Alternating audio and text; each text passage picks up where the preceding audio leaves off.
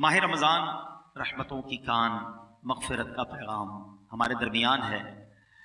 روزہ جب انسان رکھتا ہے تو کچھ نڈھال محسوس کرتا ہے، خاص طور پر جب افطار کا وقت آتا ہے تو پیاس سے زبان سوکھتی ہے، اور بعض اوقات بندہ کبھی کبھی تھوڑی تھوڑی دیر بعد گھڑی دیکھتا ہے کہ اب کتنی دیر باقی ہے کہ جب میں کھاؤں گا، جب میں پی سکوں گا۔ یہاں دو تین باتیں بڑی لطیف ہیں، بڑی خوبصورت ہے۔ پہلی بات تو یہ کہ اس میں جو بندگی ہے نا، جو اللہ سے محبت نظر آتی ہے کہ سامنے پانی موجود ہے، کھانا بھی موجود ہے، مگر میرے رب کا حکم ابھی تک نہیں ہوا ہے، ابھی افطار کا وقت نہیں ہوا ہے۔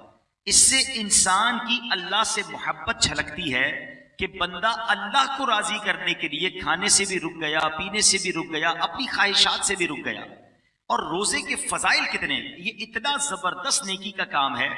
یہ پورا جسم سمجھ لے عبادت کر رہا ہے، آپ کی پوری باڈی جو ہے نا وہ اس وقت عبادت میں مصروف ہے، کیونکہ باڈی کی جو نیڈ پوری ہوتی ہے وہ پانی سے ہوتی ہے، کھانے سے ہوتی ہے، اس سے آپ رکے ہوئے ہیں۔ تو گویا انسان کا پورا جسم اللہ کی عبادت میں مصروف ہے۔ بدقسمتی سے کئی لوگ ایسے اب سنتے ہیں کہ روزہ رکھنے میں سستی کرتے ہیں، تو وہ بھی سستی نہ کریں کہ روزے کے بارے میں سنیے کہ کیسے کیسے فضائل احادیث میں آئے۔ نبی پاک علیہ الصلوۃ والسلام فرماتے کہ بے شک جنت میں ایک دروازہ ہے جس کو ریان کہا جاتا ہے، اس سے قیامت کے دن صرف روزہ دار داخل ہوں گے اور کوئی داخل نہیں ہوگا۔ اسپیشل ڈور ہوگا جنت کا۔ آپ دیکھتے کبھی کبھی ایئرپورٹ پر جاتے ہیں یا کسی جگہ جاتے ہیں، ایک وی آئی پی گیٹ ہوتا ہے، اور اس وی آئی پی گیٹ سے لوگ داخل ہوتے ہیں جو وی آئی پیز ہوتے ہیں۔ تو اے روزہ داروں، تمہیں مبارک ہو کہ جنت میں وہ دروازہ ہوگا جس کو باب الریان کہا جاتا ہے، اور اس سے روزہ دار جنت میں داخل ہوں گے۔ اور قیامت کے دن ایک اناؤنسمنٹ ہوگا، کہا جائے گا روزے دار کہاں ہیں؟ وہ لوگ کھڑے ہوں گے، ان کے علاوہ کوئی اس دروازے سے داخل نہ ہوگا۔ جب یہ داخل ہو جائیں گے نا تو جنت کا وہ ڈور، وہ دروازہ بند کر دیا جائے گا۔ اس دن ان لوگوں کو کتنی افسوس ہوگا، کتنی حسرت ہوگی جو رمضان کے روزے نہیں رکھتے ہوں گے۔ بلکہ ہمیں تو یہ چاہیے کہ صرف رمضان کے روزے نہیں، ہم اس کے بعد بھی نفلی روزوں کی بھی کوشش کیا کریں۔ ہر پیر کو روزہ رکھنا سنت ہے۔ اچھا، ایک اور فائدہ دیکھیں، جو پورا سال کچھ نہ کچھ نفلی روزے رکھتا ہے نا، اس کو رمضان کے روزوں میں اتنی پرابلم نہیں ہوتی، کیونکہ وہ عادی ہوتا ہے۔ Suddenly all of the sudden پورا سال گزرنے کے بعد جو اچانک روزے رکھنا شروع کرتے ہیں، ان کو زیادہ بعض اوقات روزہ جو ہے وہ فیل ہوتا ہے۔ بہرحال نبی پاک علیہ الصلوۃ والسلام کا ایک اور فرمان سنیں، اے روزہ دارو تمہیں مبارک ہو۔ میرے آقا فرماتے جس نے رمضان کا روزہ رکھا اور اس کی حدود کو پہچانا اور جس چیز سے بچنا چاہیے اس سے بچا، تو جو کچھ گناہ پہلے کر چکا ہے اس کا کفارہ ہو گیا۔ یعنی روزہ پچھلے گناہوں کا کفارہ ہے۔ روزے کی ایک اور شاندار فضیلت، نبی پاک فرماتے جس نے ایک دن کا روزہ رکھا، اللہ عز و جل کی رضا حاصل کرنے کے لیے اللہ عز و جل اسے جہنم سے اتنا دور کر دے گا جتنا ایک کوا جو بچپن سے اڑنا شروع کرے یہاں تک کہ بوڑھا ہو کر مر جائے۔ اچھا، کوے کی عمر بتائی جاتی ہے کہ 500 سال ہوتی ہے۔ 500 سال تک پرندہ اڑے گا تو کتنا دور ہوگا؟ اللہ ایک روزہ رکھنے والے کو جہنم سے اتنا دور کر دے گا۔ مبارک ہو ان کو جو پورا مہینہ روزہ رکھتے ہیں اور ماشاءاللہ نفلی روزے بھی رکھتے ہیں۔ ایک اور خوبصورت بات، میرے آقا علیہ الصلوۃ والسلام فرماتے ہیں ہر شے کے لیے زکوٰۃ ہے، اور جسم کی زکوٰۃ روزہ ہے، اور روزہ آدھا صبر ہے۔ اللہ اکبر! یعنی آپ کی باڈی کی زکوٰۃ ادا ہو رہی ہے کہ جب آپ رمضان میں روزے رکھ رہے ہیں۔ ماشاءاللہ، تو ہمیں روزے کی پابندی کرنی چاہیے۔ ایک اور حدیث سن لے، پھر میں انشاءاللہ روزے کے کچھ احکام بیان کرتا ہوں، اور یہ بڑی کمال کی حدیث ہے۔ نبی پاک علیہ الصلوۃ والسلام نے فرمایا کہ قیامت والے دن روزہ داروں کے لیے ایک سونے کا دسترخوان رکھا جائے گا جس سے وہ کھائیں گے، حالانکہ لوگ حساب کتاب کے منتظر ہوں گے۔ اب ذرا سوچئے، آج بھوک لگ رہی ہے، پیاس لگ رہی ہے، کھانے سے رکے ہو نا، اس دن جب لوگوں کو حساب کتاب دینا ہوگا، قیامت کے دن لوگ حساب کتاب دے رہے ہوں گے، مگر جو روزہ دار ہوں گے ان کو قیامت کے دن جنتی دسترخوان لگا کر وہاں کھانا کھلایا جا رہا ہو۔ اس کا مطلب کیا ہوا؟ ادھر بھوکے رہ جاؤ، ادھر نعمتیں ملیں گی۔ اگر ادھر کھانا ہے، ادھر روزہ نہیں رکھنا ہے، تو ادھر کی محرومی ہے۔ اب آپ کی مرضی ہے، چوز کیا کرنا ہے، سلیکٹ کیا کرنا ہے۔ اچھا، روزے کی بہت ساری خوبصورتیوں میں ایک اور بڑی کمال کی خوبصورتی کیا ہے کہ بندے کا جو اللہ پر ایمان ہے نا، اس کا لیول بہت ہائی ہو جاتا ہے۔ آپ ذرا غور کریں، دنیا میں کروڑوں لوگ روزہ رکھ رہے ہیں، ٹھیک ہے؟ آپ کے ساتھ بھی ایسا ہوا ہوگا، آپ گھر میں اکیلے ہوں گے، پانی سامنے موجود ہے، فریج کے اندر فروٹ بھی کٹا ہوا ہے۔ کوئی ایک مسلمان ایسا ہے جو اکیلے میں چھپ کر پانی پی لیتا ہو؟ کوئی ایک؟ فروٹ کھا لیتا ہوں, کوئی نہیں دیکھ رہا نا, چلو کوئی بات نہیں. وجہ واٹ از دا ریزن؟ یہاں تک کہ ہم جب وضو کر رہے ہوتے ہیں ہم اس وقت بھی احتیاط کر رہے ہوتے ہیں کہ کلی زور سے نہ ہو جائے, کہیں خلق کے نیچے پانی نہ چلا جائے. ناک پہ پانی چڑھاتے وقت بھی احتیاط کرتے ہیں کہ ناک کی ہڈی سے اوپر چلا گیا تو روزہ ٹوٹ جائے گا. یہ کیوں؟ حالانکہ وضو خانے پہ کسی کو بھی نہیں پتا چلے گا, میں 1-2 چلو پانی پی لوں, لیکن ہم سب کا خیال کیا ہے؟ اللہ دیکھ رہا. یہی ہے نا دل میں کہ کوئی نہیں دیکھ رہا مگر رب دیکھ رہا ہے. اب ذرا غور کرو میرے پیارے اسلامی بھائیوں, رمضان ساری دنیا کے مسلمانوں کا لیول آف ایمان ادھر لے جاتا ہے کہ تم اکیلے میں کھانا نہیں کھا رہے کیونکہ اللہ دیکھ رہا ہے. تو اب سوال یہ ہے کہ جب اللہ رمضان میں دیکھ رہا ہے تو کیا رمضان کے بعد نہیں دیکھ رہا؟ حلال کھانے سے رک گئے کیونکہ افطار کا وقت نہیں ہوا, مگر بندہ پھر حرام دیکھنے سے کیوں نہیں رکتا کہ اللہ دیکھ رہا ہے؟ اکیلے میں گناہ کرتے وقت یہ خیال کیوں نہیں آتا کہ رب دیکھ رہا ہے؟ ایکچولی رمضان ہماری پوری پریکٹس کروا رہا ہے کہ دیکھو جب پورے رمضان تم یہ خیال دل میں بٹھائے رکھتے ہو کہ اکیلے میں کھانا نہیں ہے, پینا نہیں ہے, رب دیکھ رہا ہے, تو پھر رمضان میں بھی اور رمضان کے بعد بھی حرام کماتے وقت بھی سوچو نا اللہ دیکھ رہا ہے, حرام بولتے وقت بھی سوچو اللہ دیکھ رہا ہے, حرام سنتے وقت بھی سوچو اللہ دیکھ رہا ہے. تو انشاءاللہ اگر یہ پریکٹس بن گئی کہ اللہ دیکھ رہا ہے تو پھر گناہ کرنے کی عادت چھوٹ سکتی ہے. اللہ مجھے بھی اور آپ کو بھی یہ خیال ایسا عطا کر دے کہ جب بھی برائی کی طرف جانے کو جی چاہے دل سے صدا آئے کہ اللہ دیکھ رہا ہے. بالکل اسی طرح میرے پیارے اسلامی بھائیوں, رمضان میں جو روزہ رکھتے ہیں اور چیزوں کی جزا بیان ہوئی ہے کہ بھائی اس کے بدلے جنت کا گھر ملے گا, جنت کے درخت ملیں گے, جنتی کھانے ملیں گے. اب آؤ روزے کی ایک اور فضیلت سنو. میرا کوئی بھائی, میری کوئی بہن اور روزہ کبھی قضا نہ کرے. روزہ قضا کرنے کا خیال بھی آئے تو دل میں یہ نہ لائے. لوگ کہتے ہیں یار کام کاج بہت ہوتا ہے, نوکری مجھے کرنی ہوتی ہے.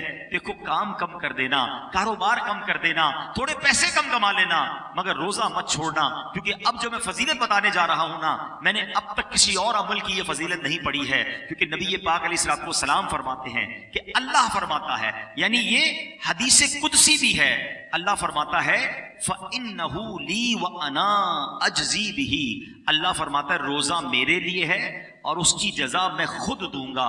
باقی چیزوں کی جزا رب فرشتوں کے ذریعے عطا فرماتا ہے, مگر روزہ دار کے لیے رب نے فرمایا اس کی جزا میں خود عطا فرماؤں گا. بلکہ علماء اس کو ایک اور انداز سے بھی پڑھتے ہیں, انا اجزا بہی. اس کے معنی یہ ہو گئے کہ روزہ میرے لیے ہے اور اس کی جزا میں خود ہوں. یعنی رب فرما رہا میں اس کا ہو جاتا ہوں. تو اے روزہ دارو, جس کا رب ہو جائے تو اس کے کام کیوں نہ بن جائیں, اس کی مشکلیں آسان کیوں نہ ہو جائیں. اور ایک اور میں شریعت کی لاجک بتا دیتا ہوں. بہت سارے کاموں میں نوجوان کہتے ہیں کہ جناب ادھر جو ہے بہت دل چاہتا ہے کہ بڑے بڑے میرے گھر ہوں, بڑی بڑی گاڑیاں ہوں, چاہے اس کے لیے حرام کمانا پڑے. دیکھو حرام کما کر اچھے گھروں کے لیے پیسے حرام مت کمانا, ادھر چھوٹے گھر میں صبر کر لو, اللہ نے تمہارے لیے جنتی گھر تیار کر رکھے ہیں. کچھ لوگ ادھر شراب پیتے ہیں, اللہ کو ناراض کرتے ہیں, دیکھو ادھر شراب نہ پینا, صبر کر لو, اللہ نے جنتیوں کے لیے جنتی شراب تیار کر رکھی ہے. مردوں کو زیور پہننے سے منع کیا کہ دیکھو یہاں زیور مت پہننا, سونا چاندی مرد کو پہننا الاؤ نہیں ہے, مگر جنت میں مردوں کو سونے کے زیورات عطا کیے جائیں گے. ادھر حرام عورتوں کی طرف, ناجائز عورتوں کے پاس جانا جو حرام ہے ان کے قریب مت جانا. جی تو چاہتا ہے, شیطان تو بلاتا ہے, مگر حرام کاری سے بچ جاؤ. اللہ نے جنت میں جنتیوں کے لیے حوریں تیار کر رکھی ہیں. اگر آپ اس لاجک سے دیکھیں نا, جس چیز سے شریعت نے ہمیں یہاں روکا ہے, جس کا دل بھی چاہتا ہے, شریعت نے یہاں سمجھا دیا کچھ سال رک جاؤ, جنت ختم ہونے والی ہے. اللہ نے آلٹرنیٹ شاندار وہاں تیار کر رکھا ہے. یہاں بڑے گھر دیکھ کر اپنے گھر پہ مایوس نہ ہو جاؤ, صبر کی زندگی گزارو. اللہ نے بڑے بڑے محل جنتیوں کے لیے تیار کیے ہیں. تمہارے پاس اگر یہاں گاڑی نہیں ہے, مایوس نہ ہونا, حرام کی طرف مت جانا. جنتیوں کے لیے اللہ نے جنتی سواریاں تیار کی ہیں. یہاں اگر مہنگے اور اچھے کھانے نہیں کھا سکتے, پیسے تھوڑے ہیں, حرام کی طرف مت جانا, صبر کر لینا. اللہ نے جنتیوں کے لیے جنتی دسترخوان لگائے ہوئے ہیں, جنتی مشروب موجود ہیں. ارے انسان جو تمنا کرے گا اللہ اس قسم کا کھانا اس کے سامنے عطا فرما دے گا. تو جب وہ نعمتیں موجود ہیں تو کچھ صبر کے ساتھ, کچھ قناعت کے ساتھ, اللہ کی رضا کے ساتھ اور حلال روزی کے ساتھ زندگی گزار لیں. انشاءاللہ دنیا بھی بہتر ہوگی اور آخرت بھی بہتر ہو جائے گی. اب میں چاہوں گا کہ بیان میں کچھ روزے کے اہم مسائل بھی ہم سن لیں. بعض اوقات کچھ روزہ داروں کو کنفیوژن ہوتی ہے. سب سے پہلے تو یہ سمجھ لیں کہ افطار اور سحر, سحری کا ٹائم جو بھی آخری ٹائم ہے, جو کراچی میں ہے یا باہر مجھے سن رہے ہیں, ہمیشہ یاد رکھیں اذان کا انتظار نہیں کرنا ہے. اذان نماز کے لیے ہوتی ہے، سحری بند کرنے کے لیے نہیں ہوتی ہے. ٹھیک ہے نا؟ ہو سکتا ہے مؤذن صاحب 5 منٹ لیٹ ہو جائیں، کبھی ان کی جناب اچھا کچھ لوگ کہتے ہیں اذان ہوگی تو روزہ بند کریں گے، اور اگر آپ کے علاقے میں لائٹ ہی چلی گئی اور مائک ہی بند ہو گیا مسجد کا، پھر کیا کریں گے؟ روزہ بند نہیں کریں گے. تو اذان جو ہے وہ روزہ بند کرنے کے لیے، افطار کے لیے نہیں ہوتی، وہ نماز کے لیے ہوتی ہے. روزے کا تعلق ٹائمنگ سے ہے. وقت سحر یعنی فجر کا وقت شروع ہوا، جیسے ہی شروع ہوا اب آپ کھا پی نہیں سکتے. 1 سیکنڈ بھی آپ نے زیادہ کھا لیا تو اب پورا دن آپ بے شک بھوکے رہیں، روزہ نہیں ہوگا، آپ کا روزہ شروع ہی نہیں ہوا. تو بیسٹ طریقہ کیا ہے؟ اپنی گھڑی کا ٹائم سیٹ رکھیں. اب تو موبائل فون آ گئے ہیں، جو انٹرنیٹ والے موبائل ہوتے ہیں اس میں بھی موبائل ٹائم بڑا پرفیکٹ پتہ چل رہا ہوتا ہے. 5 منٹ پہلے، کوئی لازم تھوڑی ہے کہ آخری منٹ تک کھانا پینا ہے، 5 منٹ پہلے آپ کھانا پینا بند کر دیں. ٹوتھ پیسٹ وغیرہ کرنا ہے تو بھی کر لیں، اور اپنے تمام معاملات سے فارغ ہو جائیں، درود پاک پڑھیں، تاکہ آپ فرض روزہ ہے نا اگلے 15 گھنٹے بھوکا رہنے کے لیے تیار ہیں، تو 5 منٹ زیادہ بھوکا رہ جائے نا بھائی، 5 منٹ 10 منٹ پہلے فارغ ہو جائیں سحری سے. بالکل اسی طرح افطار میں بھی آپ نے کرنا یہ ہے کہ افطار میں آپ نے گھڑی دیکھ کر افطار کرنا ہے، ٹائم دیکھ کر افطار کرنا ہے. 1-8 منٹ اوپر ہو جائے خیر ہے، پہلے افطار نہ ہو جائے. بعض اوقات ہوتا ہے لوگوں کی گھڑی ٹائم پہ نہیں ہوتی، 5 منٹ پہلے افطار کر لیتے ہیں. آپ کو پتا ہونا چاہیے کہ ٹائم ہوا کہ نہیں. اور بالکل اسی طرح اذان مغرب کی نماز کے لیے ہوتی ہے، افطار کے لیے نہیں ہوتی. اس میں بعض اوقات 2 گڑبڑ ہو جاتی ہیں. ایک یہ ہو جاتی ہے کہ کبھی مؤذن صاحب سے بھی غلطی لگ سکتی ہے، جلدی اذان دے دی، آپ نے اذان سنی روزہ کھول لیا تو آپ کا روزہ چلا گیا. آپ ٹائم دیکھیں ٹائم ہوا ہے کہ نہیں. اور مؤذن صاحب خود اپنا افطار کرنے میں لگے ہوئے ہیں اور وہ 5 منٹ بعد اذان دے رہے ہیں اور آپ انتظار کر رہے ہیں اذان کا، تو یہ بھی درست نہیں، کیونکہ افطار کو تاخیر بھی نہیں کرنی چاہیے. تو پہلی بات تو یہ سمجھ لیں کہ ٹائم ٹیبل کے ساتھ روزہ ہے. یہاں ایک اور خوبصورت بات کہوں کہ لوگ آج کل بڑی مثالیں دیتے ہیں دوسرے ملکوں والوں کی، غیر مسلموں کی، یار وہاں بڑی ٹائم مینجمنٹ ہے جناب، بڑا ٹائم سے معاملات چلتے ہیں، ان کے جہاز بھی ٹائم پہ، ان کی ٹرینیں بھی ٹائم پہ، لوگ آتے بھی وقت پر ہیں. مجھے بتاؤ پوری دنیا میں ایک مذہب بتا دو کہ جو اتنا ٹائم مینجمنٹ کا درس دیتا ہو. ارے ہماری تو ساری عبادتیں ٹائم کے ساتھ ہیں. وقت سے 1 منٹ پہلے آپ کو سحری بند کرنی ہے تو روزہ ہوگا، وقت گزرنے کے بعد 1 منٹ اوپر چلا گیا روزہ ہی شروع نہیں ہوگا. افطار گھڑی کے مطابق کرنا ہے. بالکل ساری دنیا کے مسلمان ٹائم پہ افطار کرتے ہیں. ہماری ساری اذانیں، مسجد کا ٹائم ٹیبل دیکھیں، آپ کی ٹرین لیٹ ہو سکتی ہے، جہاز لیٹ ہو سکتا ہے. ہم نے دیکھا سردی ہو، گرمی ہو، بارش ہو، آندھی ہو، طوفان ہو، دنیا بھر کی مسجدوں میں وقت پہ اذان ہوتی ہے، وقت پہ جماعت ہوتی ہے. لاکھوں مسجدوں میں کیسی شاندار ٹائم مینجمنٹ ہے. اسلام کی کتنی عبادتیں ٹائم کے ساتھ ہیں. ارے جناب ہم حج پہ جائیں تو کب عرفات میں رہنا ہے، کب عرفات سے نکلنا ہے، کب پہلے نہیں نکلنا ہے، کب مزدلفہ پہنچنا ہے، کب مینا پہنچنا ہے، کون سے دن طواف زیارت کے ہیں. H and every thing going with time. اسلام جتنا ٹائم مینجمنٹ سکھاتا ہے نا، اتنا دنیا کا کوئی مذہب نہیں سکھاتا. ہاں یہ ضرور کہہ سکتے ہیں کہ ٹائم مینجمنٹ اسلام میں ضرور ہے، مسلمان اس سے سیکھتے نہیں ہیں. تو ہمیں دوسروں کی مثالیں دینے کی کیا ضرورت ہے؟ ہمارا دین ہمیں شاندار ٹائم مینجمنٹ سکھاتا ہے. اچھا انجیکشن، روزے میں اگر کسی کو خون دینا ہے، جب آپ خون دیں گے تو آپ کا وضو ٹوٹے گا، لیکن اگر آپ انجیکشن لگواتے ہیں اس سے روزہ نہیں ٹوٹے گا. ٹھیک ہے. کان میں اگر کوئی ڈراپ ڈالتا ہے، اگر اس کا کان کا پردہ پھٹا ہوا نہیں ہے تو بھی اس سے روزہ نہیں ٹوٹے گا. ہاں آنکھ میں اگر کوئی ڈراپ ڈالتا ہے تو اس سے علماء فرماتے ہیں روزہ ٹوٹ جائے گا. تو ہمیں روزے کے بارے میں یہ معلومات بھی ہونی چاہیے. بعض اوقات لوگ جو ہے احتیاط نہیں کرتے اور وہ احتیاط نہ کرنے کی وجہ سے ان کا روزہ ٹوٹ جاتا ہے. جب یہ فرض ہے تو اس کے احکام سیکھنا بھی ضروری ہے، اس کی احتیاطیں سیکھنا بھی ضروری ہے. تو بہرحال میرے پیارے اسلامی بھائیوں، افطار کے وقت ایک اور کام کرنے والا ہے جو نارملی ہمارے یہاں نہیں ہوتا، کیونکہ روزانہ افطار کے وقت 10 لاکھ گناہگار جہنم سے آزاد کیے جاتے ہیں. روزانہ یہ اتنا مبارک مہینہ ہے، اس میں روزانہ افطار کے وقت 10 لاکھ گناہگار آزاد جہنم سے کیے جاتے ہیں. اور جب جمعرات کی رات آتی ہے اور جمعے کا دن آتا ہے تو فرمایا ہر لمحے 10 لاکھ گناہگار جہنم سے آزاد کیے جاتے ہیں. اب آپ سوچیں کہ افطار کے وقت ہماری کیا کیفیت ہونی چاہیے. ہمارے گھروں میں تو ایک ہنگامہ مچا ہوتا ہے، شربت کدھر ہے تو پکوڑے کدھر ہے تو فلاں چیز نہیں آئی. ان آئٹموں کے چکر میں پڑنے کی بجائے افطار کے وقت اے کاش ہاتھ اٹھے ہوں آنسو بہ رہے ہوں اور یہ التجائیں ہوں کہ مولا آج بھی 10 لاکھ بخشے جائیں گے، آج بخشے جانے والوں میں ہمارا نام لکھ دے۔ تو جب اس کیفیت کے ساتھ آپ افطار کیا کریں گے تو انشاءاللہ کبھی نہ کبھی تو ہمارا بھی نمبر آ جائے گا۔ تو آج بھی مدنی چینل پر آپ دیکھیں کہ افطار کے وقت کیا منظر ہوتا ہے، آنسو ہوتے ہیں، دعائیں ہوتی ہیں، التجائیں ہوتی ہیں۔ میں تو دنیا بھر کے ویور سے کہوں گا کہ جب بھی افطار کا وقت آئے آپ مدنی چینل کے ساتھ اپنے گھر والوں کے ساتھ امیر اہل سنت کی ان عظیم دعاؤں میں شامل ہو جائیں۔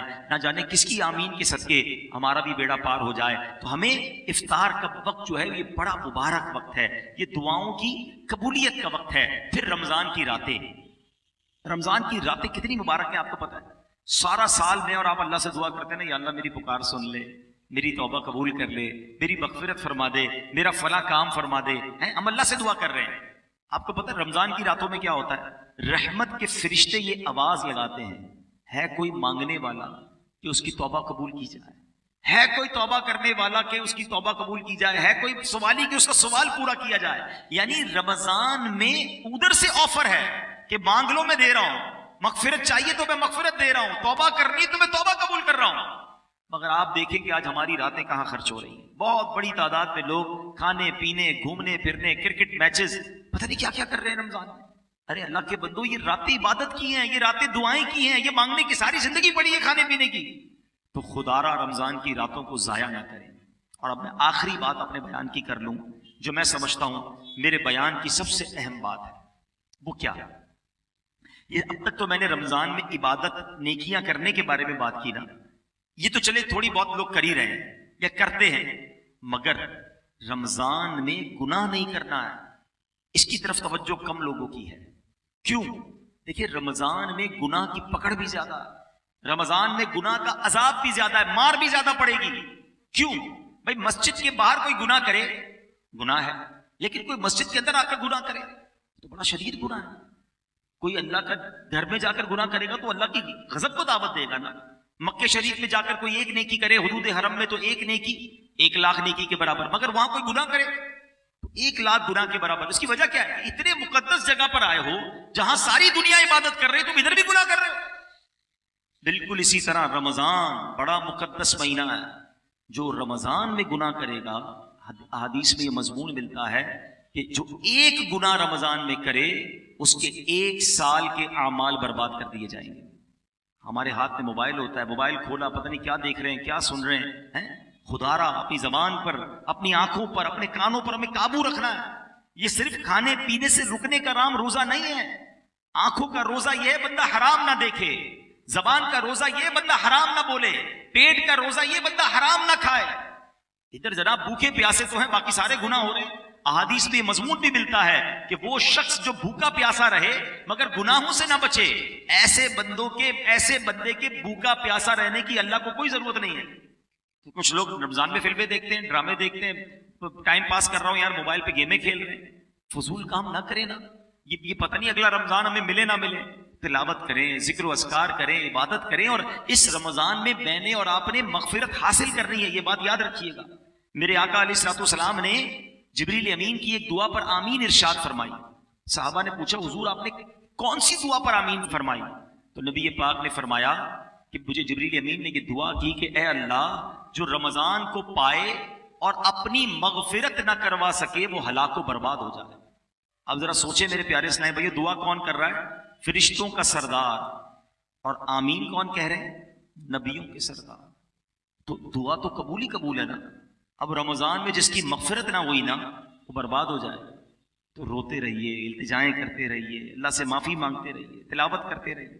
پتہ نہیں اگلی بار رمضان نصیب ہو کہ نہ ہو۔ جن کو اللہ نے نوازا ہے غریبوں کی مدد کیجیے، سحر و افطار میں خرچ کیجیے، اپنی زکوٰۃ پوری دیجیے اور اللہ کی راہ میں اور خرچ کیجیے تاکہ غریب مسلمانوں کا بھی بھلا ہو جائے۔ اللہ کریم سے میں دعا کرتا ہوں کہ رب کریم ہم سب کو ماہ رمضان کی برکتیں عطا فرمائے، روزے اس کی روح کے مطابق رکھنے کی توفیق عطا فرمائے۔ اب تک جتنے روزے رکھے اللہ اس کو اپنے دربار میں قبول فرمائے، اور آگے بھی ہمیں پابندی سے پورے روزے رکھنا صحت و عافیت کے ساتھ نصیب فرمائے۔ بے شمار فضائل و برکات ہیں۔ میرے آقا مدینے والے مصطفیٰ صلی اللہ تعالی علیہ وسلم کا فرمان عالی شان ہے، اجعلونی فی وسط الدعاء وفی اولہ وفی آخرہ، مجھے دعا کے درمیان، شروع اور آخر میں رکھو۔ یعنی تم مجھ پر اپنی دعا کے شروع، درمیان اور آخر میں درود بھیجو.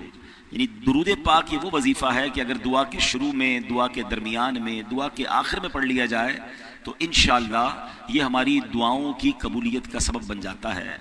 وہ دعا مستجاب ہوتی ہے جس میں ہوتا ہے ضم درود و سلام. بالیقین سب سے افضل و اعلیٰ ذکر شاہ امم درود و سلام. طاعتیں سب اسی سے ہیں مقبول، طاعتوں میں اتم درود و سلام. تو ہمیں چاہیے کہ خوب درود پاک پڑھتے رہا کریں. اور ویسے بھی آج جمعہ کا دن ہے اور ہم یہ حدیث ہر جمعے کو ریپیٹ کرتے ہیں کہ حدیث پاک کا خلاصہ ہے جو جمعہ کے دن 200 بار درود پاک پڑھے اس کے 200 برس کے گناہ معاف کر دیے جاتے ہیں. صلو علی الحبیب صلی اللہ تعالی علی محمد صلی اللہ علیہ وسلم. الحمدللہ ویسے تو ہماری مسجد میں عام دنوں میں جو دوسرا جمعہ ہوتا ہے وہ 3 بجے ہوتا ہے. ماہ رمضان میں یہ جمعہ انشاءاللہ عز و جل 3:30 بجے ادا کیا کرے گا. اللہ کی رحمت ہے کہ ہمیں ایک بار پھر اس نے ماہ رمضان عطا فرمایا اور یہ وہ مہینہ ہے جو عظمتوں والا، رحمتوں والا، برکتوں والا ہے. یا خدا ہم عاصیوں پر یہ بڑا احسان ہے، زندگی میں پھر عطا ہم کو کیا رمضان ہے. ابر رحمت چھا گیا ہے اور سما ہے نور نور، فضل رب سے مغفرت کا ہو گیا سامان ہے. یا الہی تو مدینے میں کبھی رمضان دکھا، یا الہی تو مدینے میں کبھی رمضان دکھا، مدتوں سے دل میں یہ عطار کے ارمان ہے. مدینے یہ جو ماہ رمضان ہے اس کی فضیلتیں حدیثوں میں کیسی بیان ہوئی کہ رمضان کریم کی پہلی ہی رات سے آسمانوں کے دروازے کھول دیے جاتے ہیں اور آخری رات تک بند نہیں ہوتے. جو بندہ ماہ رمضان کی رات میں نماز پڑھتا ہے اللہ عز و جل اس کے ہر سجدے کے بدلے میں اس کے لیے 1500 نیکیاں لکھتا ہے اور اس کے لیے جنت میں سرخ یاقوت کا گھر بناتا ہے ہر سجدے پر.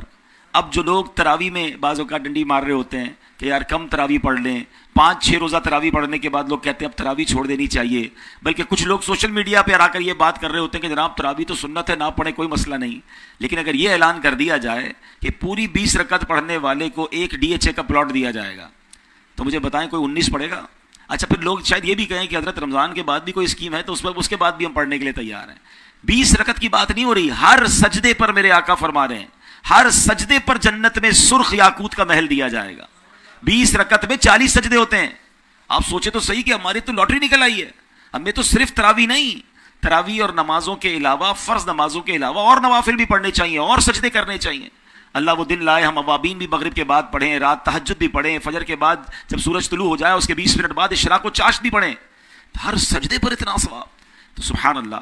اللہ پاک کے آخری نبی علیہ السلام نے فرمایا جب رمضان کریم کی پہلی رات آتی ہے تو اللہ پاک میری امت کی طرف رحمت کی نظر فرماتا ہے اور جس کی طرف اللہ پاک نظر رحمت فرمائے گا اسے کبھی عذاب نہ دے گا. رمضان کریم میں افطار کے وقت روزانہ 10 لاکھ گناہ گاروں کی مغفرت کر دی جاتی ہے.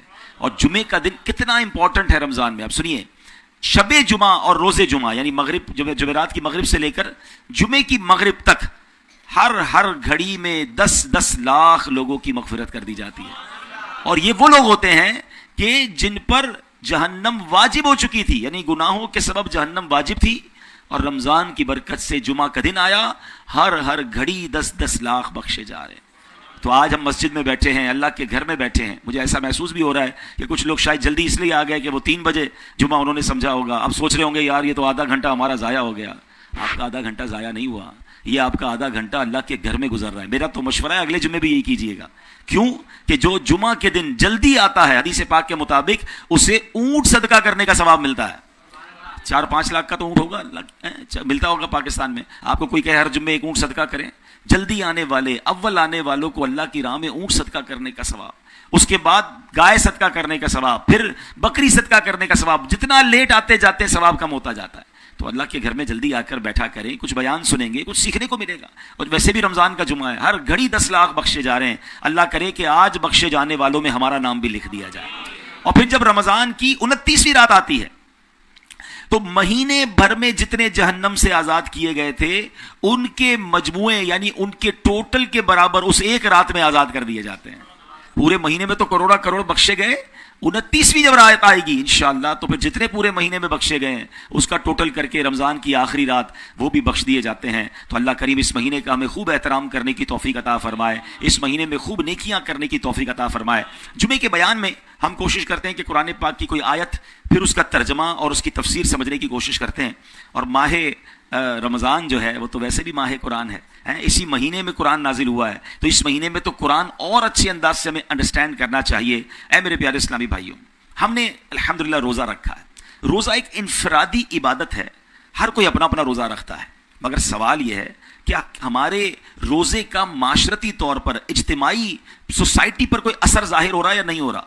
और अगर हमारी रोज़े की बरकत से सोसाइटी पर, माशरे पर कोई फ़र्क नहीं पड़ रहा, कोई पॉजिटिव इम्पैक्ट नहीं हो रहा, कोई निखार नहीं पैदा हो रहा, तो फिर समझ लें कि हमारे रोज़े में कुछ कमी है, हमारा रोज़ा हमारी रूह तक नहीं पहुंचा है। अब इसको इस मिसाल से समझिए कि सूरज की रोशनी आ रही हो और कोई सामने गिलास रख के, शीशा रख दे, तो वो जो ग्लास है वो सूरज की रोशनी को लेकर रिफ्लेक्ट करेगा, है बाकायदा, वो भी दूसरी जगह रोशनी देगा। लेकिन अगर उसी सूरज के आगे कोई ऐसा गिलास रख दे, ऐसा शीशा रख के जिसमें जंग लगा हुआ है, तो ना वो उसकी रोशनी को एब्जॉर्ब करेगा, ना उस रोशनी को कहीं आगे रिफ्लेक्ट करेगा, ना किसी और को फायदा पहुंचाएगा। यही मिसाल रोजादार की है। हमारा दिल आईना है, अगर दिल पर गुनाहों की स्याही चढ़ी हुई है ना, तो रोजे का असल मकसद ही स्याही को उतारना है, दिल को चमकाना है। अब अगर रोजा भी रखा है और हमारे रोजे से किसी को रोशनी नहीं मिल रही है, हमारे रोजे से किसी को फायदा नहीं पहुंच रहा है, तो फिर सोचें कहीं दिल पर ऐसा जंग तो नहीं जो रमजान के नूर को रिफ्लेक्ट नहीं कर रहा। अब रोज़ा भी रखा है और किसी को हमारी ज़बान में नरमी भी नज़र नहीं आ रही है, रोज़ा भी रखा है मगर हमारे अंदाज से किसी को फ़ायदा भी नहीं पहुंच रहा है। बल्कि ऐसा भी हो गया है कुछ लोगों के साथ कि रोज़ा रखते ही लड़ाइयाँ शुरू कर दी हैं, रोज़ा रखते ही झगड़े शुरू कर दिए। हालांकि रोज़ा तो है ही सब्र का इम्तिहान, यानी रोज़े में बेसब्री कैसी। चेक कीजिए कि रमज़ान का नूर का सूरज तो चमक रहा है, मगर कहीं दिल पर ऐसा जंग तो नहीं कि उसकी रिफ्लेक्शन नहीं हो रही है। ऐ मेरे प्यारे इस्लामी भाइयों, अब आइए मैं कुरान की वो आयत पढ़ने जा रहा हूं जिसमें अल्लाह करीम ने ईमान वालों से डायरेक्टली कलाम किया है। कुरान पाक तो वैसे पूरा ही हमें पढ़ना चाहिए, लेकिन कुरान पाक में चंद आयतें वो हैं जिसमें रब्बे करीम ने बराह रास्त आपसे बात की है। जी जी, आपसे बात की, हम सबसे बात की है। वो कौन सी आयतें हैं? या अय्युहल्लज़ीना आमनू, ऐ ईमान वालों, कहकर अल्लाह ने मुझसे और आपसे बात की है। अब बताइए ना, हम है ना ईमान वाले, हमसे बात हुई है। अब अगर कोई आपसे पूछे कि जनाब क्या वो 89 आयतें जहां अल्लाह ने आपसे बात की है, आपने वो आयतें पढ़ ली, उसको समझा, उस पर अमल किया, तो बहुत बड़ी तादाद तो शायद ये कहेगी कि हमें तो पता ही नहीं वो आयतें कहाँ हैं, हमने तो नहीं पढ़ी। यानी आप सोचिए कि अब सुबह उठते ही पहले व्हाट्सएप पर मैसेज चेक करते हैं कि यार किसी का अहम मैसेज है तो पहले मैं पढ़ लूँ। लेकिन अल्लाह का पैगाम कुरान में हमारे लिए आया हुआ है, मगर क्या अब तक हमने पढ़ा है या नहीं पढ़ा? गौर कीजिए। अब जो मैं आयत पढ़ने जा रहा हूं उसमें अल्लाह ने मुझसे और आपसे बराह रास्त बात की है। पारा नंबर 26 है, सूरह हुजरात, और आयत नंबर 11। अल्लाह इरशाद फरमाता है, बिस्मिल्लाहिर्रहमानिर्रहीम, या अय्युहल्लज़ीना आमनू ला यस्खर कौमुम मिन कौमिन असा अन यकूनु खैरम मिनहुम वला निसाउम मिन निसाइन असा अन यकुन्न खैरम मिनहुन। अल्लाहु अकबर। आसान तर्जुमा कुरान कंजुल इरफान, ए ईमान वालो, मर्द दूसरे मर्दों पर ना हंसें, हो सकता है कि वो उन हंसने वालों से बेहतर हों, और ना औरतें दूसरी औरतों पर हंसें, हो सकता है कि वो उन हंसने वालियों से बेहतर हो। अब इस आयत से बहुत कुछ सीखना है। मुसलमान की इज्जत और ताज़ीम में से है कि किसी भी तरह उसका मजाक ना उड़ाया जाए। आयत करीमा के इस हिस्से में इस बात की तालीम दी गई है कि कोई मर्द दूसरे मर्द का और कोई औरत दूसरी औरत का मजाक ना उड़ाए। हर एक का अपना ज़ौक़ होता है, हर एक का अपना अंदाज होता है ज़िंदगी गुजारने का। हम किसी के मामलात में तनकीद नहीं कर सकते। अगर कोई गैर शरई मामला है तो वो भी उसका और उसके रब का मामला है। लेकिन जनाब यहाँ तो बात बात पर तनकीद है, लिबास पर तनकीद है, अंदाज पर तनकीद है, लाइफ स्टाइल पर तनकीद है। अगर कोई गुनाहगार भी है तो अच्छे अंदाज से उसको नेकी की दावत देनी है, उसका मजाक थोड़ी उड़ाना है, वो तो और गुनाहों पर दिलेर हो जाएगा। मगर यहाँ मामला ये है कि दीनदार का भी मजाक उड़ाया जा रहा है और दुनिया वाले भी अपनी जिंदगी गुजार रहे हैं उसका भी मजाक उड़ाते हैं, बल्कि अल्लाह ने किसी चीज को बनाया उस पर भी मजाक उड़ा रहे हैं। अब कोई बेचारा दाढ़ी रख ले, हालांकि उसने सुन्नत पर अमल किया है, उसका मजाक उड़ाएंगे। सुन्नत पर अमल कर रहा है, दीनदार हो गया है, नमाजी बन गया है, उसका मजाक उड़ाएंगे। अच्छा, फिर अगर कोई शख्स बेचारा बीमार है, उसको कोई ऐसी प्रॉब्लम है, मिसाल के तौर पर किसी की आंख प्रॉपर नहीं खुलती है, उसको भेंगा कहेंगे। कोई सही बोलता नहीं है, उसको तोतला कहेंगे। आप सोचिए ये किस कदर सख्त बात है, कितनी बड़ी दिल आजारी है। और रोजा रखकर अगर ये काम हो रहा है, देखिए रोजे में तो हमने सीखना है। कुरान पाक की जो ये सूरत है ना, सूरह हुजरात, इसमें बाकायदा जिंदगी गुजारने के आदाब बयान किए गए کسی کے ہونٹوں کا مذاق، کسی کے جناب جسم کا مذاق، کسی کے لباس کا مذاق، کسی کی غربت کا مذاق، کسی کی سواری کا مذاق. قرآن کہتا ہے مرد مردوں کا مذاق نہ اڑائیں. ہو سکتا ہے جس کا مذاق اڑا رہے ہیں ان سے بہتر ہوں، اس کو اللہ نے بنایا نا، ہم کون ہیں کسی کا مذاق اڑانے والے؟ اور آج آپ کسی کا مذاق اڑا رہے ہیں، ایسا نہ ہو تھوڑے دنوں بعد آپ خود مذاق بن جائیں. عربی کا ایک مقولہ ہے، چند 2 جملے ہیں مگر ادھر دل پر لکھنے والے ہیں. من ضحک ضحک، بات پوری ہو گئی. جو کسی پر ہنستا ہے اس پر بھی ہنسا جاتا ہے. آج کسی کا مذاق، آج کسی کو ذلیل، آج کسی کو تکلیف دینے والے غور کریں کہیں زمانے میں ہمارا مذاق نہ بن جائے. انسان ہے، کوئی تکلیف میں ہے، آپ اس کے ساتھ دیں. آپ بلکہ کسی ایسے شخص کو دیکھ رہے ہیں جو کسی تکلیف میں ہے، کپڑے اچھے نہیں پہنے، گاڑی اچھی نہیں، سواری اچھی نہیں، جسم پہ کوئی پرابلم ہے، کوئی بیماری ہے، اس کو دیکھ کر تو اللہ کی بارگاہ میں شکر ادا کریں کہ اللہ تیری مہربانی، تو نے مجھے ایسا نہیں بنایا. اس کا مذاق اڑائیں گے؟ باقاعدہ دوست نقل اتار کر مذاق اڑاتے ہیں، اس جیسا بول کے مذاق اڑاتے ہیں، اس جیسا چل کے مذاق اڑاتے ہیں. وہ نہیں ہے وہ جس کا قد لمبو، وہ ٹھنگو، وہ موٹو، وہ کالا. لا حول ولا قوت الا باللہ. قرآن سے سیکھنا ہے، اور رمضان میں نہیں سیکھیں گے تو کب سیکھیں گے؟ یعنی مجھے ایک بات بتائیں، یہ مہینہ ہمیں پاکیزہ کرنے آیا ہے. اپنی ہیبٹس کو ہم بہتر کر سکتے ہیں اس مہینے میں اگر کوئی بری عادتیں ہیں بھی، کیونکہ رمضان میں شیطان بند ہے. جس نے ہمیں برے کاموں پر لگانا ہے اس کو بند کر دیا گیا ہے. تو دس از دا ٹائم. یہ 30 days ایکچولی اپنے آپ کو پیوریفائی کرنا ہے. آپ بچے اگر یہاں نوجوان بیٹھے، اگر میں ان کی زبان میں سمجھاؤں کہ رمضان ایکچولی شیطان سے فائٹ کرنے کی نیٹ پریکٹس ہے. شیطان بند ہے نا، 30 دن مضبوط ہو جاؤ، تگڑے ہو جاؤ، تقوی اختیار کرو. قرآن کہتا ہے روزے اس لیے فرض کیے لعلکم تتقون، تاکہ تم متقی ہو جاؤ. تو اپنے آپ کو اتنا مضبوط کر لیں کہ جب شیطان آئے 30 days کے بعد، رمضان کے بعد، تو ہم ریڈی ہوں فائٹ کے لیے. مگر تو رمضان میں بھی شیطان کہتا تم آرام کر، ہم ہے نا، ہم تیرا کام سارا کر لیں گے. شیطان کے بند ہوتے ہوئے بھی لوگ برے کام کر رہے ہیں، کیونکہ ان کی پہلی ہیبٹ بنی ہوئی ہے. نہیں، ہمیں اپنی ان عادتوں کو ختم کرنا ہے. قرآن سکھا رہا ہے. نبی پاک علیہ الصلوۃ والسلام فرماتے ہیں لا تماری اخاک ولا تمازحہ، اپنے بھائی سے جھگڑا نہ کرو، نہ اس کا مذاق اڑاؤ. یہ لوگوں کا مذاق اڑاتے ہیں نا، ان کے بارے میں ایک ایسی حدیث ہے ڈرانے والی کہ نبی پاک علیہ الصلوۃ والسلام فرماتے ہیں بلا شبہ لوگوں کا مذاق اڑانے والے کے لیے جنت کا دروازہ کھولا جائے گا، اسے بلایا جائے گا، آؤ قریب آؤ.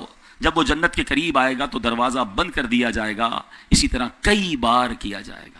آپ اس کی حسرت سوچیں جو محشر کے میدان میں تپتی دھوپ میں کھڑا ہوگا، سورج 1 میل پر ہوگا اور لوگ پسینے میں شرابور ہو رہے ہوں گے اور اعلان ہوگا کہ آ جاؤ جنت کی طرف. اس کی خوشی کا عالم کیا ہوگا؟ مگر جب جنت کے دروازے پر پہنچے گا تو وہ دروازہ بند کر دیا جائے گا، اس کو دوبارہ بلایا جائے گا، دوبارہ بند کر دیا جائے گا. وہ لوگ سوچیں کسی کی بیل بجا کر بھاگ جاتے ہیں، اسے تکلیف دیتے ہیں، کسی کی گاڑی کی چابی چھپا دی. یہ دوستوں میں عموماً عام ہوتا ہے. یاد رکھیے وہ مزاح جو تکلیف دہ ہے، وہ مزاح جس سے انسان کو تکلیف پہنچتی ہے، حرام، جہنم میں لے جانے والا کام ہے. ایک ایسا مزاح ہوتا ہے جس میں چلے مسکراہٹوں کا تبادلہ ہو گیا، کوئی اچھی بات کر لی مگر اس میں جھوٹ نہیں ہے، اس میں دل آزاری نہیں ہے، وہ ٹھیک ہے. لیکن باقاعدہ تکلیف پہنچائی جاتی ہے، جھوٹی خبر دی جاتی ہے تمہارے والد کا ایکسیڈنٹ ہو گیا ہے، وہ بیچارہ روتا ہوا گھر پہنچتا ہے تو پھر بعد میں ہنستے کہ ہم تو مذاق کر رہے تھے. اور اس بنا پر بعض اوقات ایکسیڈنٹ ہو جاتے ہیں لوگوں کے، وہ بیچارہ جلدی گاڑی چلاتا ہے کہ والد ہاسپٹل میں، والدہ ہاسپٹل میں. یہ کیسا مذاق ہے؟ مذاق جس میں تکلیف پہنچے. مزاح اور چیز ہے کہ آپ نے کوئی ایسی بات کی کہ سامنے والا بھی مسکرایا، آپ بھی مسکرا دیے. سبحان اللہ. سرکار دو عالم علیہ الصلوۃ والسلام کی طبیعت میں بڑا پیارا ایک سافٹ انداز تھا کہ نبی پاک کبھی کبھی ایسی گفتگو فرماتے کہ صحابہ کے چہروں پر مسکراہٹ آ جاتی. ایک صحابیہ آ کر نبی پاک سے عرض کرتی ہیں حضور مجھے اونٹ عطا فرمائیے. نبی پاک فرماتے ہیں ہم تو تمہیں اونٹ کا بچہ دیں گے. کہتی حضور میں اونٹ مانگ رہی ہوں، آپ مجھے اونٹ کا بچہ دیں گے. آقا فرماتے ہم آپ کو اونٹ کا بچہ دیں گے. جب تھوڑی دیر ہو گئی تو سرکار علیہ الصلوۃ والسلام نے فرمایا کوئی بھی اونٹ اگر تمہیں دیا جائے گا وہ اونٹ کا بچہ ہی ہوگا نا. اب بتائیں اس میں کوئی دل آزاری والی بات تو نہیں، مگر پوری محفل میں مسکراہٹوں کا تبادلہ ہو گیا. بلکہ سچی بات ہے میں دیکھ رہا ہوں یہاں بھی کئی چہروں پر مسکراہٹ آ گئی ہے. یعنی سبحان اللہ، میرے آقا کا انداز دیکھیں، 1400 سال بعد بھی امت مسکرا رہی ہے. تو ایسا کام کریں نا کہ بھائی مسکراہٹ آئے، نہ کہ تکلیف پہنچائیں. تو مذاق نہیں اڑانا، یہ اللہ کو سخت ناپسند ہے. تو اے میرے پیارے اسلامی بھائیوں، اب اسی جناب آگے چلتے ہیں کہ اب تانا دیتے ہیں کچھ لوگ.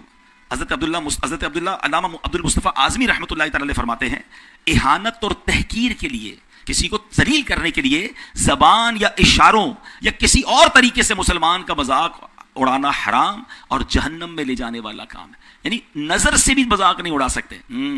دیکھا نا، بولیں گے بھی نہیں کچھ، اشارے سے اگلے کو ذلیل کر رہے ہوں گے، دو دوست مل کر تیسرے کو، یہ بھی حرام ہے. اب ذرا غور کر لیجیے.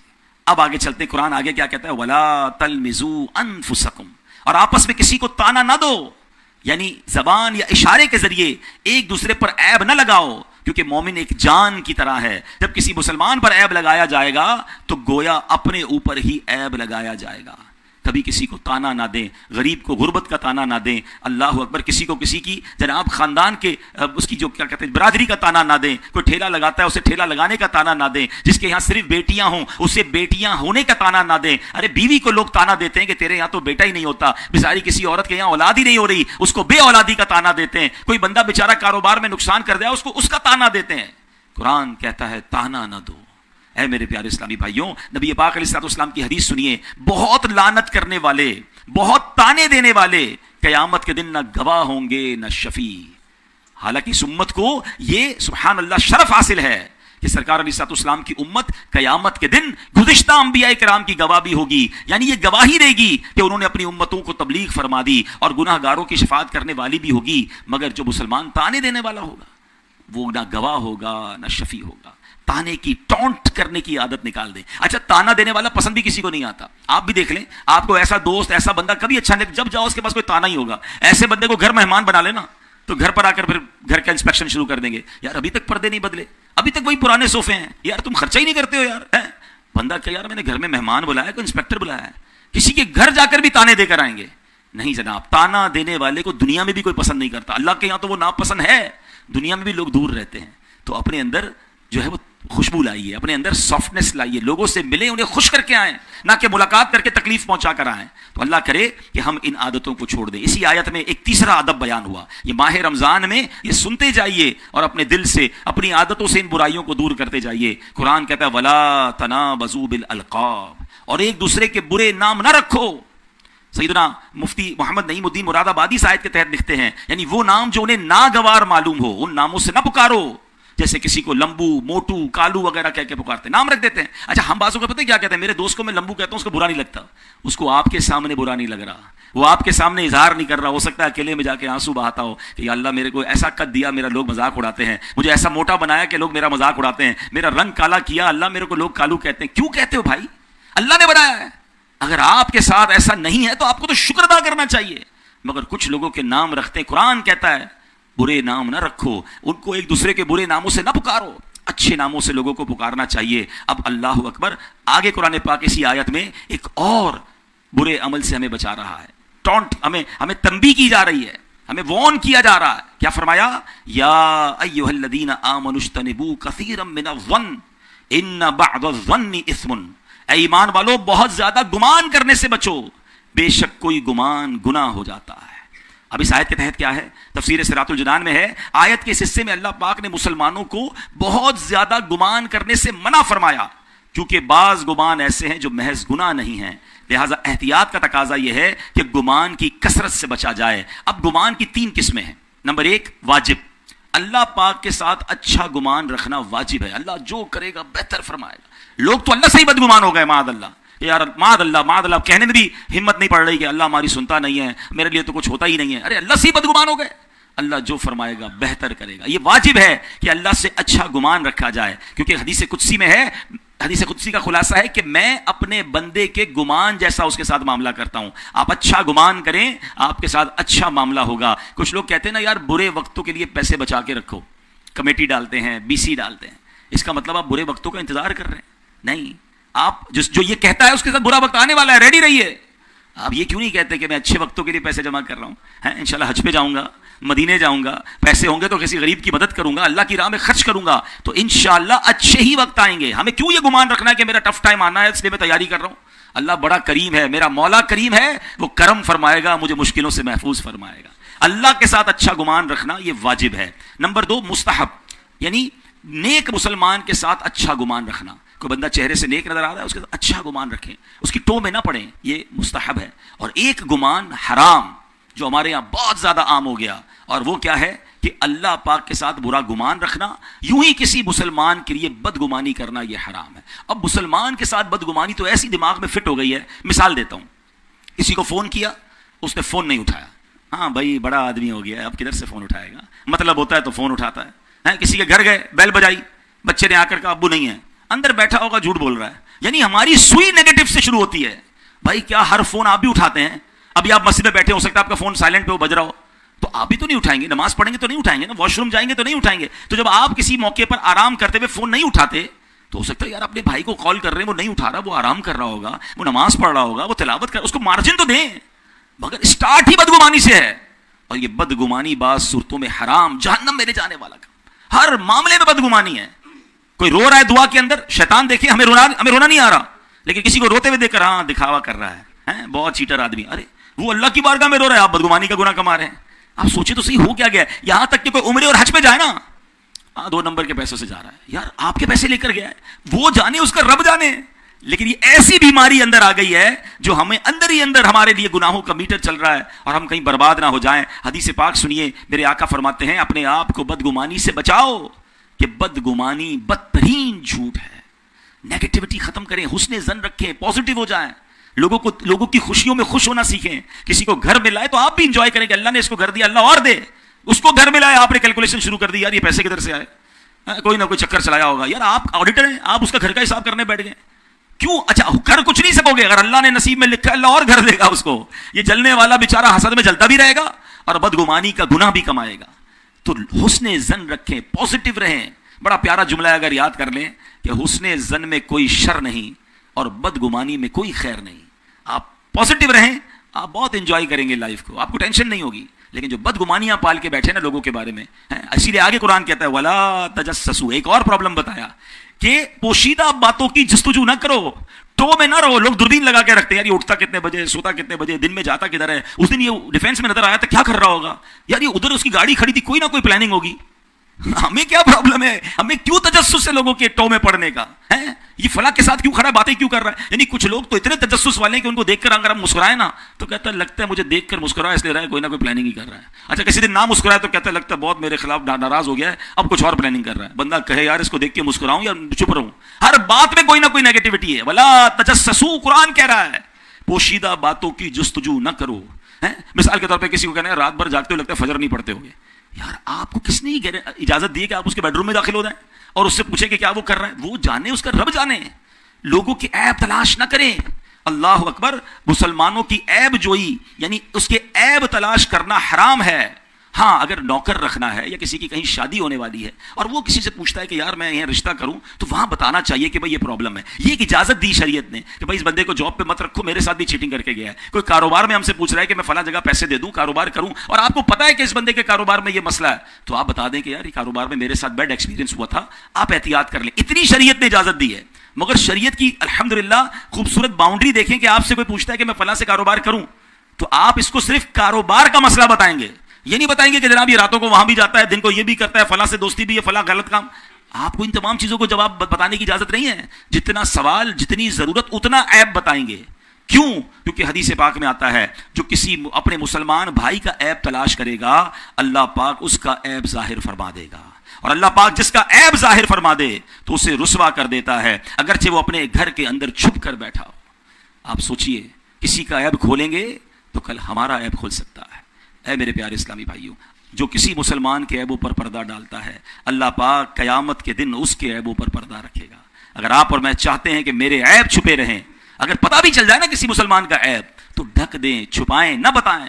آج کل تو سوشل میڈیا کا زمانہ ہے, کسی کا عیب پتہ چلا فوراً شیئر کرنا ہے, فوراً جناب پتہ چلا اس کے بیٹے کا یہ مسئلہ ہو گیا, پتہ چلا اس کی بیٹی نے یہ کر دیا, پتہ چلا اس کی دکان پر فلاں چھاپا پڑ گیا, ہاں اس کے ساتھ یہ معاملہ ہو گیا. کیوں؟ ارے کل ہمارے عیب کھل گئے, ہم کدھر جائیں گے؟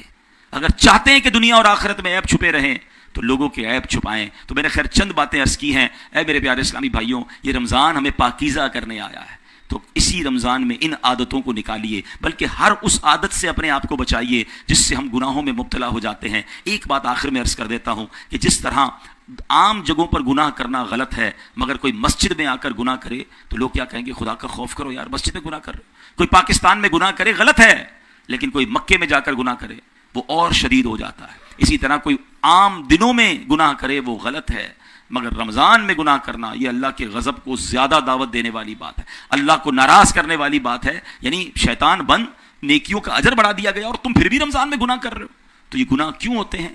ہماری عادتیں گناہوں والی بنی ہیں. جس کی جھوٹ بولنے کی عادت ہے, جس کی موبائل پر میوزک اور بے پردہ عورت اور طرح طرح کے ویڈیوز دیکھنے کی عادت ہے, جس کی جناب لڑائی جھگڑے کی عادت ہے, جس کی حرام روزی کی عادت ہے, رمضان تو آ گیا, شیطان بند ہو گیا, مگر وہ عادتیں کیری کر کے رمضان میں آ گیا ہے.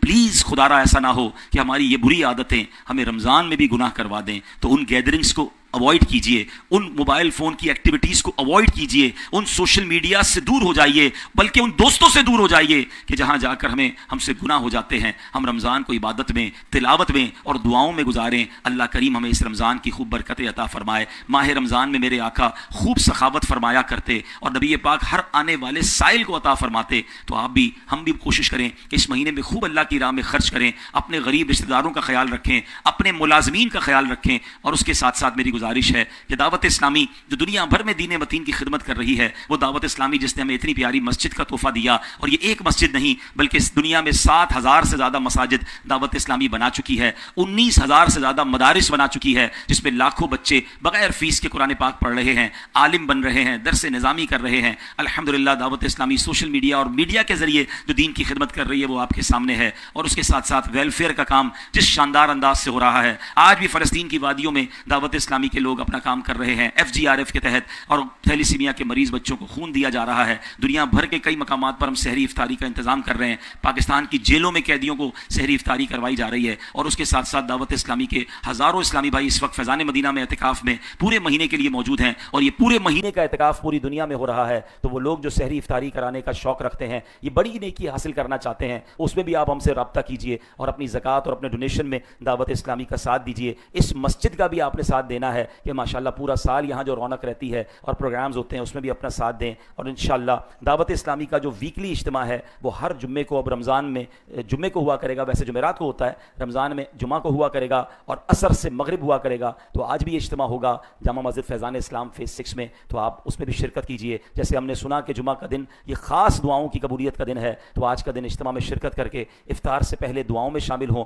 اگر آپ مدنی چینل کے ساتھ کنیکٹ نہیں ہیں تو روزانہ سحری اور افطار ٹرانسمیشن میں مدنی چینل کے ساتھ اپنی فیملی کے ساتھ وقت گزاریں کہ وہاں علم دین سیکھنے کو بھی ملتا ہے, اور ان مقبول ساعتوں میں رکعت انگیز دعائیں ہوتی ہیں, آپ اس میں بھی شامل ہو سکتے ہیں. اللہ کریم ہمیں عمل کرنے کی توفیق عطا فرمائے, آمین بجاہ نبی الامین. سنے کا اعتکاف پوری دنیا میں ہو رہا ہے, تو وہ لوگ جو سحری افطاری کرانے کا شوق رکھتے ہیں, یہ بڑی نیکی حاصل کرنا چاہتے ہیں, اس میں بھی آپ ہم سے رابطہ کیجئے اور اپنی زکوٰۃ اور اپنے ڈونیشن میں دعوت اسلامی کا ساتھ دیجئے. اس مسجد کا بھی آپ نے ساتھ دینا ہے کہ ماشاءاللہ پورا سال یہاں جو رونق رہتی ہے اور پروگرامز ہوتے ہیں اس میں بھی اپنا ساتھ دیں. اور انشاءاللہ دعوت اسلامی کا جو ویکلی اجتماع ہے وہ ہر جمعے کو اب رمضان میں جمعے کو ہوا کرے گا, ویسے جمعرات کو ہوتا ہے, رمضان میں جمعہ کو ہوا کرے گا اور عصر سے مغرب ہوا کرے گا. تو آج بھی اجتماع ہوگا جامع مسجد فیضان اسلام فیز 6 میں, تو آپ اس میں بھی شرکت کیجئے. جیسے ہم نے سنا کہ جمعہ کا دن یہ خاص دعاؤں کی قبولیت کا دن ہے, تو آج کا دن اجتماع میں شرکت کر کے افطار سے پہلے دعاؤں میں شامل ہوں. اگر آپ مدنی چینل کے ساتھ کنیکٹ نہیں ہیں تو روزانہ سحری اور افطار ٹرانسمیشن میں مدنی چینل کے ساتھ اپنی فیملی کے ساتھ وقت گزاریں کہ وہاں علم دین سیکھنے کو بھی ملتا ہے,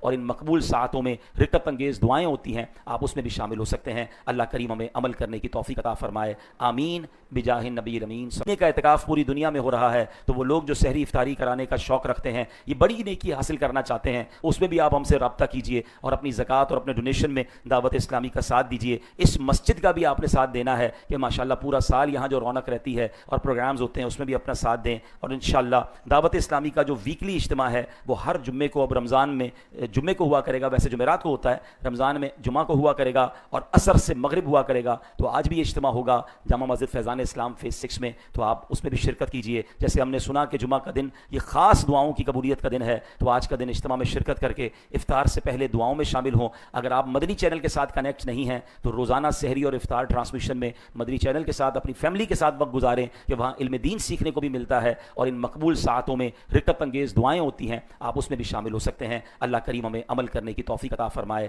آمین بجاہ نبی الامین. سنے کا اعتکاف پوری دنیا میں ہو رہا ہے, تو وہ لوگ جو سحری افطاری کرانے کا شوق رکھتے ہیں, یہ بڑی نیکی حاصل کرنا چاہتے ہیں, اس میں بھی آپ ہم سے رابطہ کیجئے اور اپنی زکوٰۃ اور اپنے ڈونیشن میں دعوت اسلامی کا ساتھ دیجئے. اس مسجد کا بھی آپ نے ساتھ دینا ہے کہ ماشاءاللہ پورا سال یہاں جو رونق رہتی ہے اور پروگرامز ہوتے ہیں اس میں بھی اپنا ساتھ دیں. اور انشاءاللہ دعوت اسلامی کا جو ویکلی اجتماع ہے وہ ہر جمعے کو اب رمضان میں جمعے کو ہوا کرے گا, ویسے جمعرات کو ہوتا ہے, رمضان میں جمعہ کو ہوا کرے گا اور عصر سے مغرب ہوا کرے گا تو آج بھی یہ اجتماع ہوگا جامع مسجد فیضان اسلام فیز 6 میں, تو آپ اس میں بھی شرکت کیجئے. جیسے ہم نے سنا کہ جمعہ کا دن یہ خاص دعاؤں کی قبولیت کا دن ہے, تو آج کا دن اجتماع میں شرکت کر کے افطار سے پہلے دعاؤں میں شامل ہوں. اگر آپ مدنی چینل کے ساتھ کنیکٹ نہیں ہیں تو روزانہ سحری اور افطار ٹرانسمیشن میں مدنی چینل کے ساتھ اپنی فیملی کے ساتھ وقت گزاریں کہ وہاں علم دین سیکھنے کو بھی ملتا ہے, اور ان مقبول ساعتوں میں رکعت انگیز دعائیں ہوتی ہیں, آپ اس میں بھی شامل ہو سکتے ہیں. اللہ کریم ہمیں عمل کرنے کی توفیق عطا فرمائے, آمین بجاہ نبی الامین. سنے کا اعتکاف پوری دنیا میں ہو رہا ہے, تو وہ لوگ جو سحری افطاری کرانے کا شوق رکھتے ہیں,